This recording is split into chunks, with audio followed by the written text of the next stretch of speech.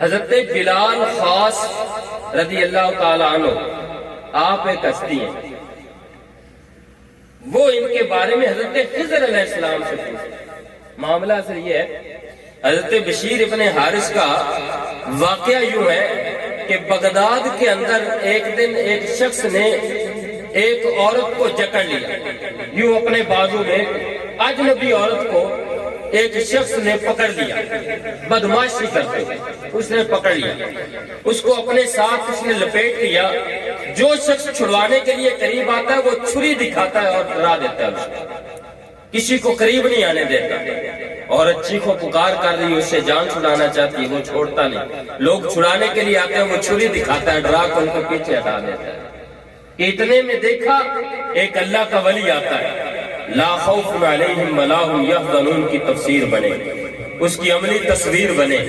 ایک اللہ کا ولی حضرت بشیر ابن حارث کی صورت میں آتا ہے، اس کے پاس سے گزرتے ہیں اور اس سے صرف یوں کر کے اپنا بازو لگاتے ہیں، اس کے بازو سے اپنا بازو لگاتے ہیں، آگے گزر جاتے ہیں۔ آپ کا بازو مبارک لگنا حضرت بشیر ابن حارث کا، وہ شخص بے ہوش ہو کر زمین پر گر پڑتا ہے۔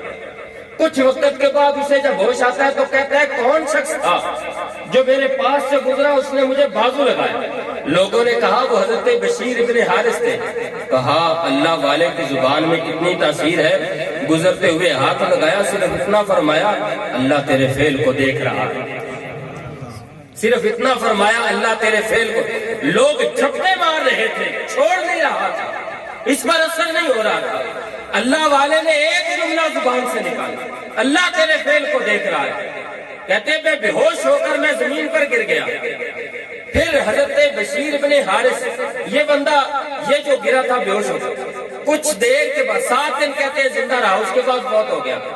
حضرت بلال خاص رضی اللہ تعالیٰ عنہ اس کے بعد یہ بات عرض کرتے ہیں، حضرت بشیر ابن حارث کا مقام بیان کرتے ہیں، کہتے ہیں کہ میں مقام تیہ کے اندر چل رہا تھا، جس میدان کے اندر حضرت موسیٰ علیہ السلام کی قوم نے پناہ لی تھی، جس میں اترے تھے بنی اسرائیل والے رہے تھے جس میدان۔ حضرت بلال خاص فرماتے میں میدان تیہ کے اندر چل رہا تھا کہ حضرت سیدنا خضر علیہ السلام کی زیارت نصیب ہوئی۔ میں نے ان سے پوچھا حضور حضرت بشیر ابن حارث کا کیا مقام ہے؟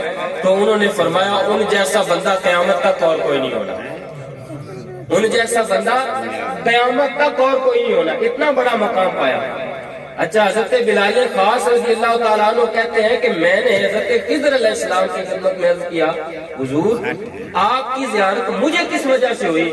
تو حضرت خضر علیہ السلام نے فرمایا اس وجہ سے کہ تو ماں کا خدمت گار،